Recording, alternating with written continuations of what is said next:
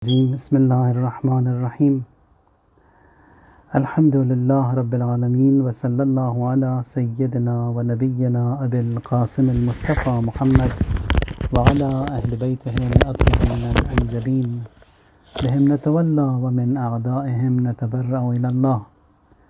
اللهم كن لوليك الحجة ابن الحسن صلواتك عليه وعلى آبائه في هذه الساعة وفي كل ساعة وليا وحافظا وقائدا وناصرا ودليلا وعينا حتى تسكنه أرضك توبا وتمتعه فيها طويلا. اللهم صل على محمد وآل محمد.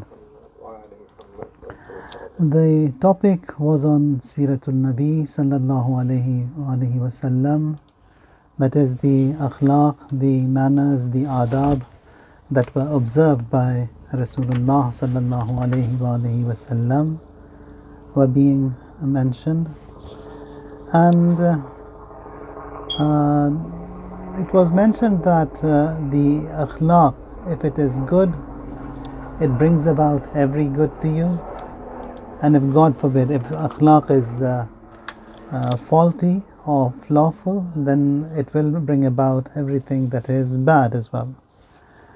And a good-natured, well-mannered couple can live comfortably together for the rest of their lives if their akhlaq is good, even if the material and the worldly needs and requirements may be lacking or may not be to the mark, or even then they can survive and they can live happily for the rest of their lives.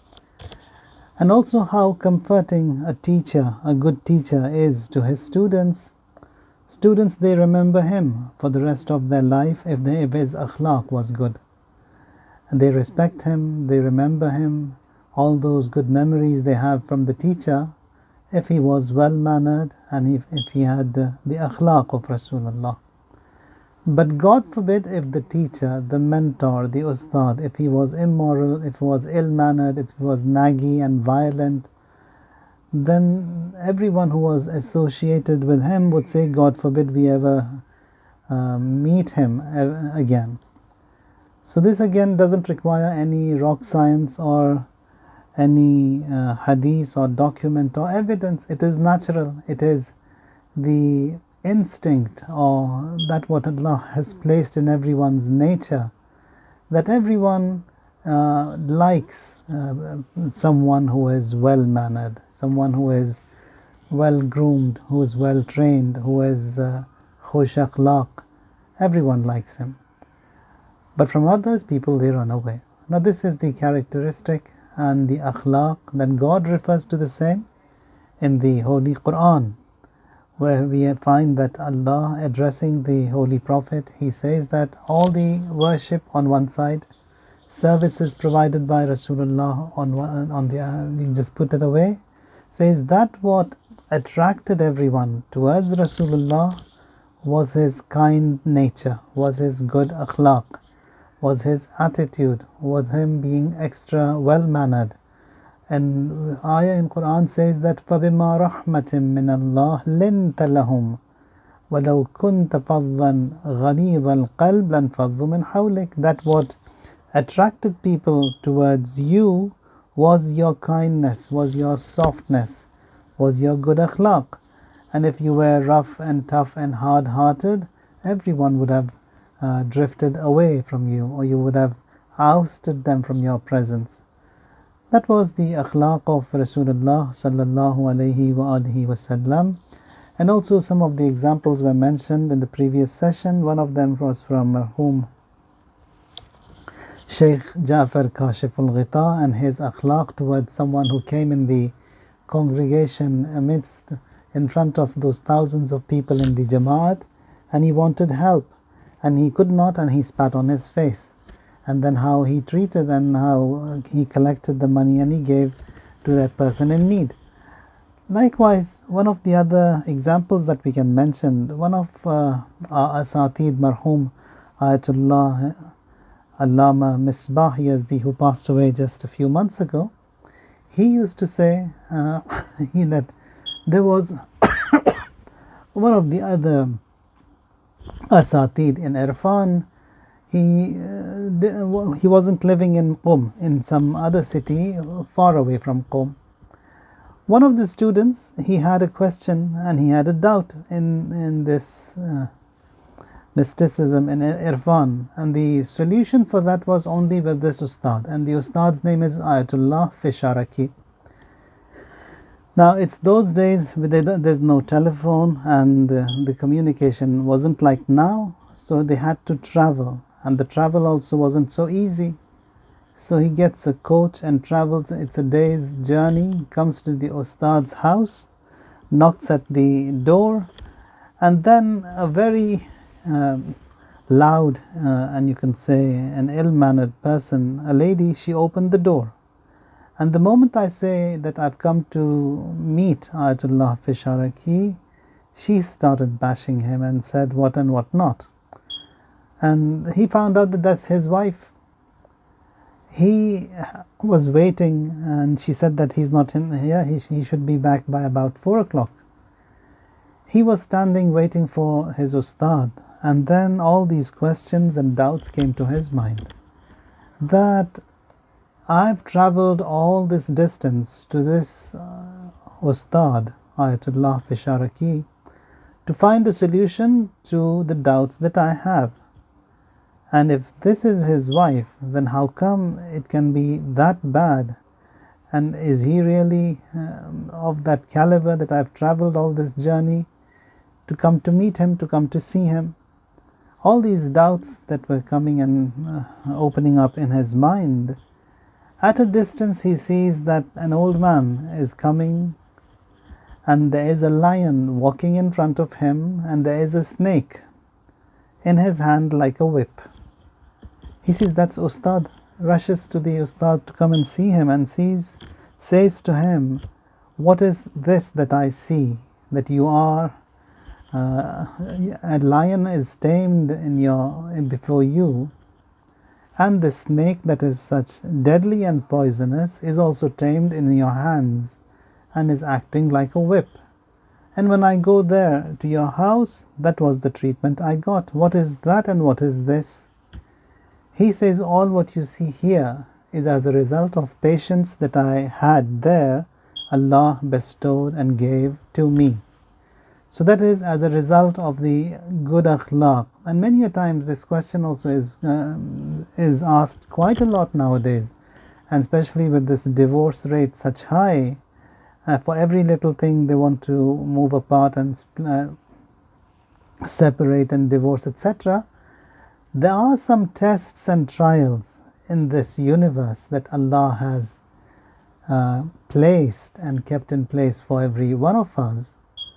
Unless we pass those tests by just separating, by divorcing, or by just rebooting everything, it isn't as such that the next phase is going to be safe. So maybe that test has to be passed, and it may be repeated with the same new alliance as well. So better be with the first one and stay and give the test, and that's easier to give. The next person, whoever it's going to be, is going to be a fresh new start and fresh new now in certain cases, yes, you have to go through that difficult phase, but most of the cases are not like that. Now anyway, so as a result of that tahammul and tolerance and patience, Allah gives a lot. One of the other things that we see in the seerah of Rasulullah sallallahu alaihi wasallam is that blaming is forbidden. We cannot blame anyone. So we cannot blame anyone. In fact, we learn a lesson from everything. Now in these examples that were mentioned where the other person was so wild and rough and tough, so from that roughness so many lessons were learned, and Allah gave that much of a beauty to the other partner. One of the key and the practical ahadith is a narration reported from Imam as-Sadiq alayhi salatu wassalam. Imam says, لو علم الناس كيف خلق الله تبارك وتعالى هذا الخلق لم يلم أحد أحدا. If people they knew how God created this creation, created this mankind, they would never blame anyone else. So there is a wisdom, there is a hikmat, there is a destiny, there is a decree that Allah Tabaraka wa Ta'ala He has written, and based upon that everything moves ahead. So that is, if man he understood how God he created this mankind and this creation, he would not dare to blame or rebuke anyone. Now all this is to learn Amr bil Ma'ruf, but to blame and rebuke, it's that disgusting, nor are we allowed to blame anyone. Now we should not blame others, and it is also stated in the riwayat that if you blame someone, it will happen to you, so be careful. Anything that I do to anyone, if I, God forbid, accuse someone of something, or God forbid, I make fun of someone for something, or mock someone for something, or a flaw that he or she has in him, definitely before I leave this dunya, before I die, I will see all that mockery and all that blaming, all that negativity that I said and did for others, or even if I had those thoughts in my mind for others, all of that will be witnessed, will be seen by myself before I die. Now this is a fact, and it is for Mu'mineen that is definite to happen, because Allah has also said that we will forgive them. So forgiving also, He has various plans, sometimes due to these difficulties and tough tests and trials, etc. Now the hadith is as such: Man ayyara mu'minan bishay'in lam yamut hatta yarkabahu. Whoever rebukes a believer for her sinful deeds will not die, but that he has committed it himself. Now, when you keep this in mind, one of the other things, especially in this day and age, that is happening quite a lot, and that is magnifying the wrong that others do, indecency of others, in the form of a joke or a comedy or a mockery or whatever to make people laugh. That also applies to it. So we have to be extra careful, extra vigilant, what we share, what we send, what we record, and what is being said to others. If it is something that is indecent, I don't share, I don't say that to anyone. And many of these sins that you see nowadays, generally people, they don't do them, but then they've come up with all these different shows. In those shows, these sins that are generally not done by people, they are shown that this is what is happening. It may be happening somewhere on the surface of this earth, and maybe a very minute fraction of the population that they do such stuff, and then when you bring it to the public and show them this is what's happening, so all these windows, the dirty windows or the negative thoughts, they open up in the minds of people, and that's how people, they get drifted towards inhiraf. Quran says that إِنَّ الَّذِينَ يُحِبُّونَ أَن تَشِيعَ الْفَاحِشَةَ فِي الَّذِينَ آمَنُوا, that is, those who like to propagate or magnify the wrong of and indecency amongst the believers, for them there is a painful punishment. Now, one of the other benefits that you get as a result of having this akhlaq of Rasulullah sallallahu alaihi wasallam is that Allah, He gives an insight, a vision, that realities can be seen by that individual. That also depends on the quality of his sayr and suluk, and how much he has worked on it, and how much he has been pious and God-wary. So depending on however much input he has given, that much of an barakat Allah also gives. There is this dua we have in Munajat Sha'baniyah. There we say, Allahumma arinal ashya'a kama hiya, that Allah, make it as such that I see the ashya, means things. I see the things as they are, that is the reality, the haqiqat of those things I see. One of the Urafa, his name is Haj Mullah Aghajan, he with another pious person, again with those who doesn't have these firewalls on him, Haj Hadi Abhari. The two, they come on a Thursday night to the Haram of Abdul Azim Hassani in the south of Tehran, one of the Imamzadas. He comes there and they see that people, they are in Dua Kumail and everyone is reciting Al-Af, Al-Af, Al-Af. Al-Af means, Allah, I seek your forgiveness. One of them who could see the reality of what is happening and what is being chanted and said by them, he says, why are they saying Alaf, Alaf, Alaf? Alaf in Farsi means grass, ghas, grass. Says, instead of hearing Al-Af, I hear Alaf. And that grass means God give us wealth, give us money, give us food, give us house and dwellings. So whatever they are asking is for this dunya. And then once the reality is Al-Af, that we say 300 times in the qunut of the Watr prayers, Al-Af means forgiveness, means that you yourself, you become an embodiment of forgiveness. That is, I am after the forgiveness of Allah, that I want Him to forgive me. For that to take place, I have to forgive others. If I forgive others, He will forgive me. And if I truly want to taste the meaning and the applicable of what exactly this Al-Af means, and if I want to taste that, then I have to understand it first, and then I have to forgive whoever has done bad to me, and then Allah also will forgive. It's all these reciprocal give and take that has, like uzkuruni azkurkum, you remember me, I will remember you. That is, you help me, I will help you.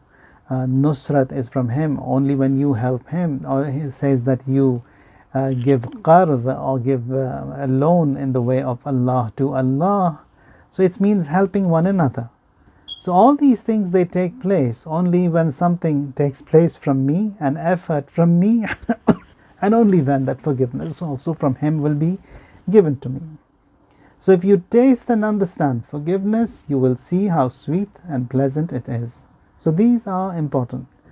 Or for example, one of the other ulama of 1950s, our parents, they were in their taqleed, our parents, grandparents, Ayatullah al-Uzma Burujerdi, who is buried in Qom in the sacred shrine of Hazrat Ma'asuma Salamullahi alayha. And this great alim, he was living in Burujerd. Burujerd is about 150-200 kilometers from Qom. Now, Marhum Ayatullah al-Uzma Bahauddini, he said that Imam Khomeini and Ayatullah al-Uzma Gul Paigani. Now all these were the Maraja Taqleed of the late 90s, who passed away in the late 90s. They tried a lot in bringing Ayatullah Burujerdi from Burujerd to Qom. Once both of them, Ayatullah Gul Paigani, Imam Khomeini, were mujtahid themselves. But all that effort to bring another mujtahid, a marja, and then they used to participate in his lectures as well. Now someone who doesn't need these durus, he participates so that people, they recognize him, people, they come to his dars. Now this great alim, he dies at the age of he lives about 90 years.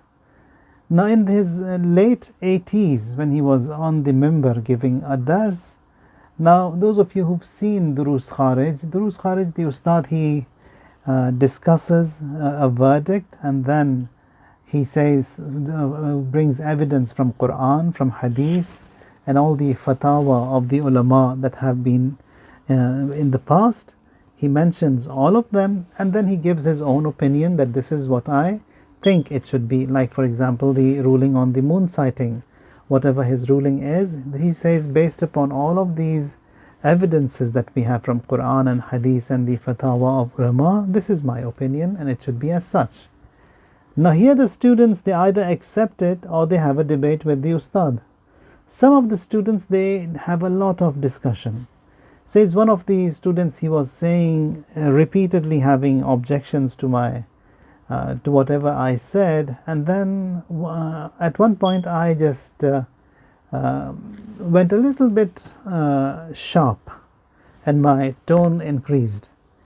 Now this great alim, in his old age, the only and the whole soul marja of the entire world, he comes to finds the address of this student and comes to his house, was waiting for him to come out.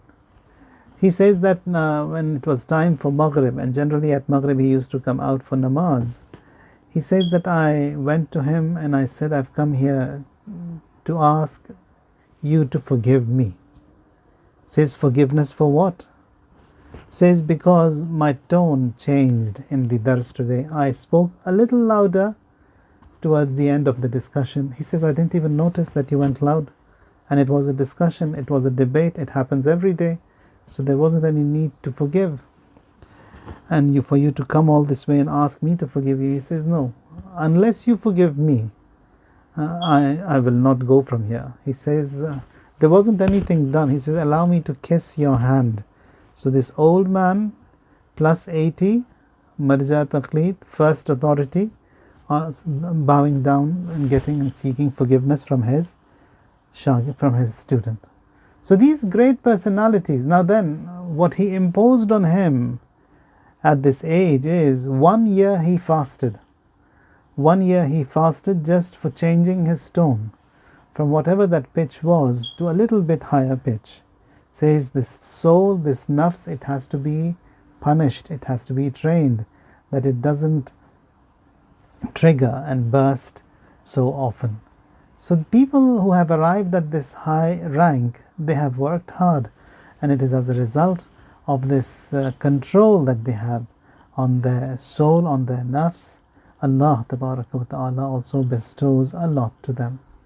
Or for example, another personality that can be mentioned over here is Marhum Haj Mirza Ali Agha Shirazi. If you go on the website of Hazrat Ma'sooma Salamullahi Alayha, in Farsi they have, I don't know, I haven't checked the website recently, in the Farsi tab, if you go and see, they've got an option called Sitaregan Haram, the stars of the Haram, of the sacred shrine.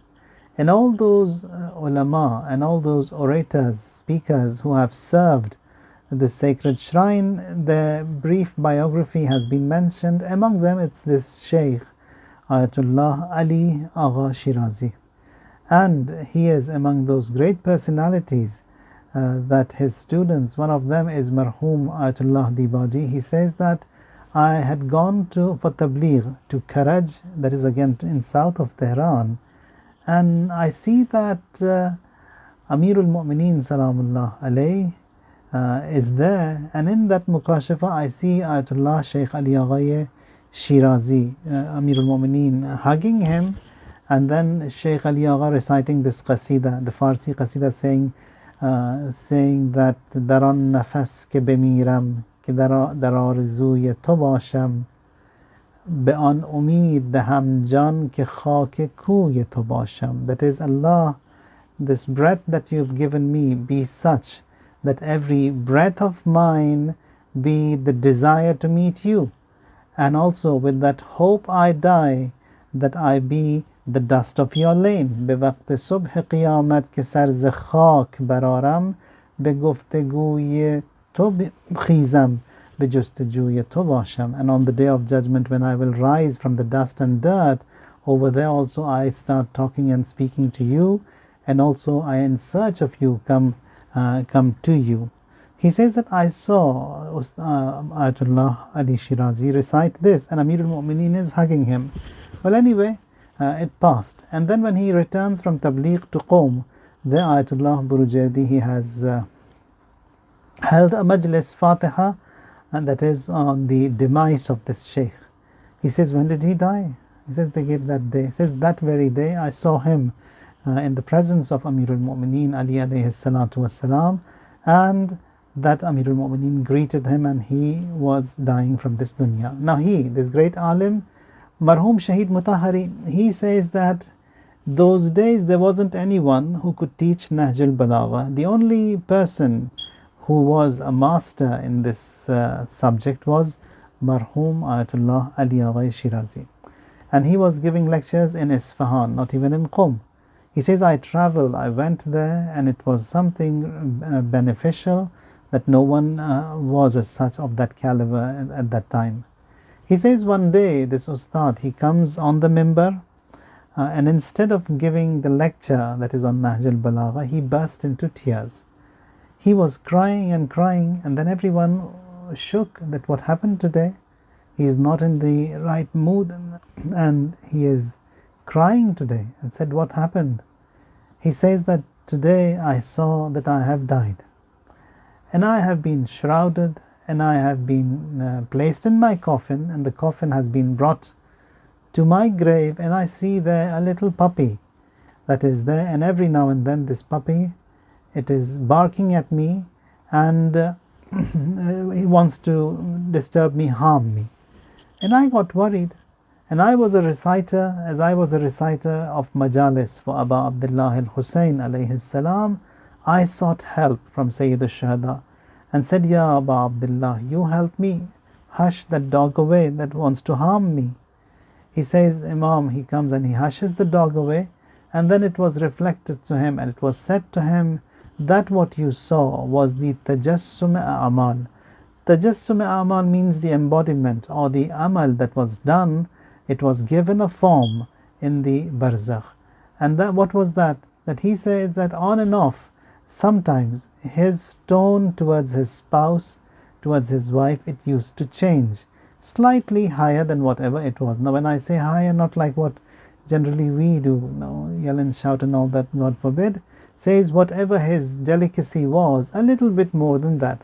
Says even that much is not permitted when it comes to dealing with other members of the family and also mu'mineen at large.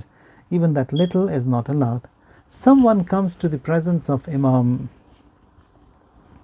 Sadiq alayhi salatu wassalam and says, Yabna Rasulullah, this topic that you have opened up on diyat. Diyat means the atonement or the penalties that a person needs to give. For example, he has harmed someone and he has put a cut on him, or bruised or wounded someone, or for example in an accident he has lost his limb, he has lost his eye. So there is a diya, there is a penalty that needs to be paid. Now he says that, Yabna Rasulullah, this diya that you have mentioned in your teachings, what is the minimum and what shouldn't be done? Imam says to him, now this is an ustad to his student, wants to tell him the reply to this question that he has. He says, can I hold your hand? Imam says, Imam Sadiq to his student says, can I hold your hand? He says, yes, Yabna Rasulullah, this is my hand. Says, allow me to tell you what is the minimum of that diya that needs to be paid. He says, yes. He says, do you allow me? A few times Imam repeated that and then says, holds his hand very gently. And that little faint impression that was from Imam's finger to the hand of that student, a little impression was seen on the skin. Says even that much has a diya to be paid. So that also we are not allowed to. Then yelling and shouting and then hitting and beating children and all that, all of that, it is not permitted, and also everything has a diya and has a penalty to pay. Now when we see what happened over here, that he sees a puppy that comes in the form by his coffin, this is exactly a hadith that says, innama hiya a'malukum turaddu ilaykum. It is your actions that will return to you.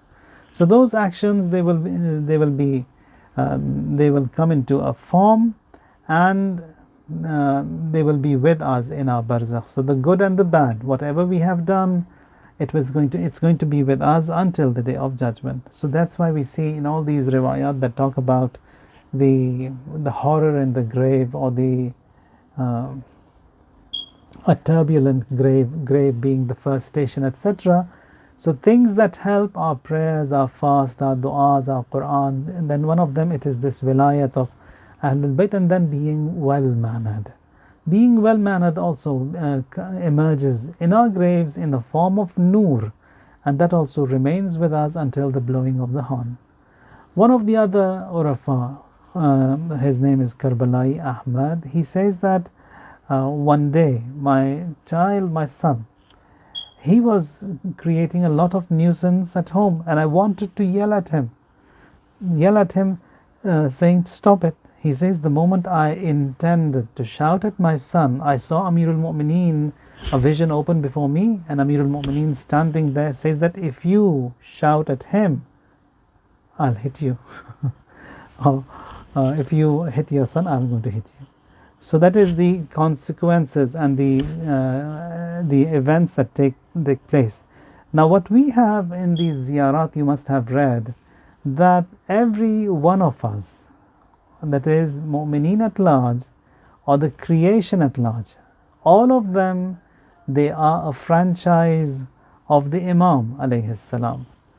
Now when we see ziyarat Jami'atul Kabira, there's a phrase, it says, قبوركم في القبور, and then أجسادكم في الأجساد.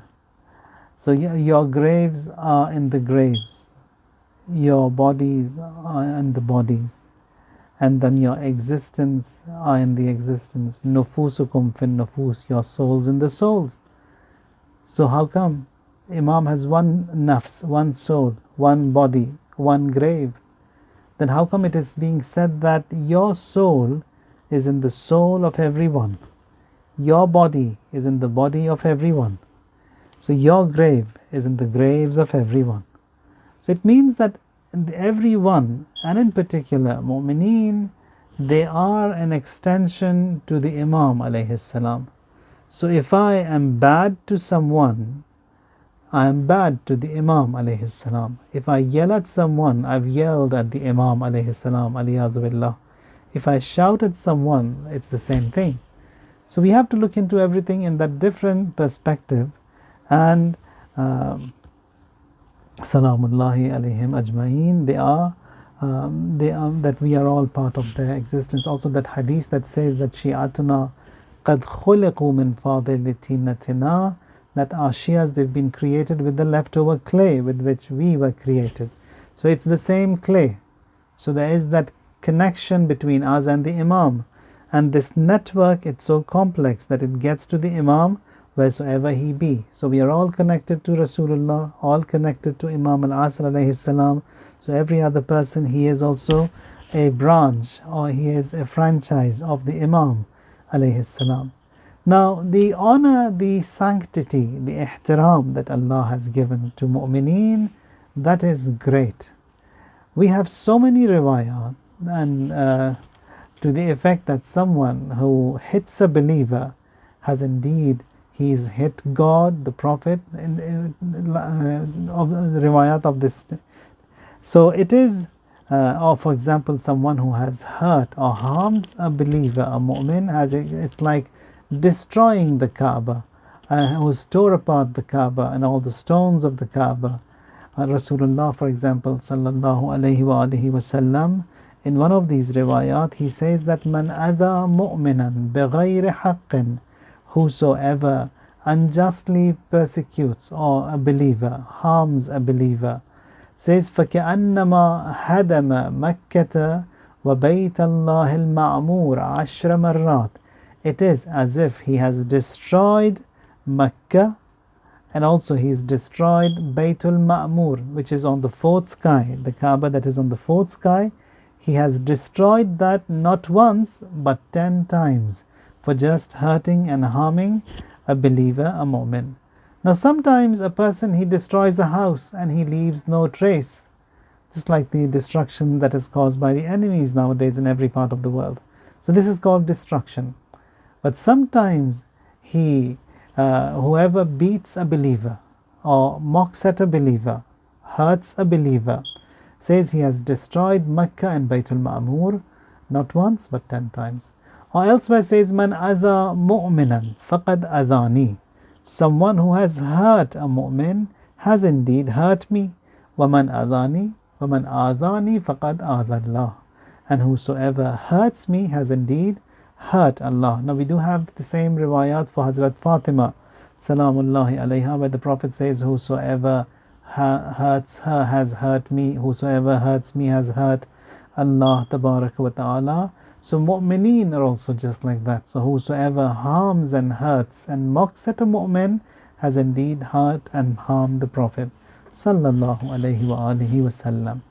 Or for example, in another hadith, the Prophet, he says that man adha mu'minan walau bishatri kalimatin.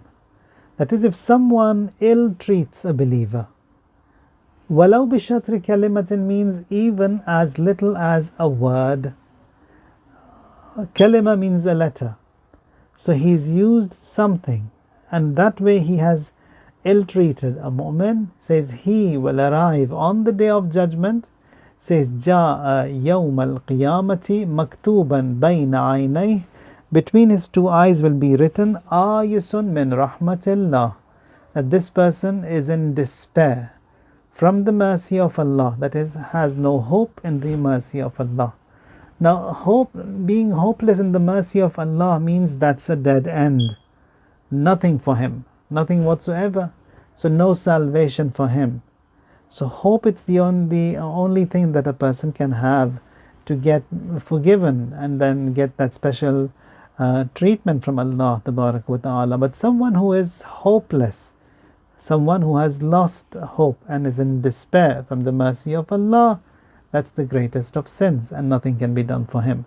So here says, with a word, if you've hurt and ill-treated a believer, on the day of judgment he will arrive, written between his two eyes in despair from God's mercy, and it is like the one who destroyed the Kaaba and Baytul Maqdis and has killed 10,000 angels. That is for someone who is who uses bad language or even a word against the mu'mineen. Now, all these teachings that we have, now all the examples that were mentioned, like for example, Hajar Ali Agha Shirazi, he says, I was a bit sharp, a bit loud, a little bit harsh at some times. So that was reflected in the form of that puppy that wasn't leaving me, wanted to hurt me. So in all these cases, what do? We seek refuge in Allah and get help from the Ahlul Bayt alayhimus salam. And all these unresolved problems that we have to resolve them before we leave, before we depart from this world, and that is possible by way of tawassul, by getting help from the A'imma alayhimus salam, by du'as, by prayers, etc. Now, Hadith says that al-khulqul hasan altafu shay'in fid din wa athqalu shay'in fil mizan wa su'ul khulq yufsidul amal kama yufsidul khal al-asal. So a beautiful akhlaq, it is the most delicate thing, the most beautiful thing in religion, and it's going to be the heaviest, the weightiest of our actions in the mizan, in the scale of balance that we will place on the day of judgment. And a bad akhlaq, a corrupt akhlaq that destroys actions, just as vinegar, it destroys honey. You put some vinegar in honey, it's going to be destroyed. Says good actions also, they are destroyed by a bad akhlaq. Now, confronting these good traits and morals that Rasulullah carried, and mu'mineen and all these great personalities they had, it is immorality that destroys human action. Immorality is like a dropping of a mouse.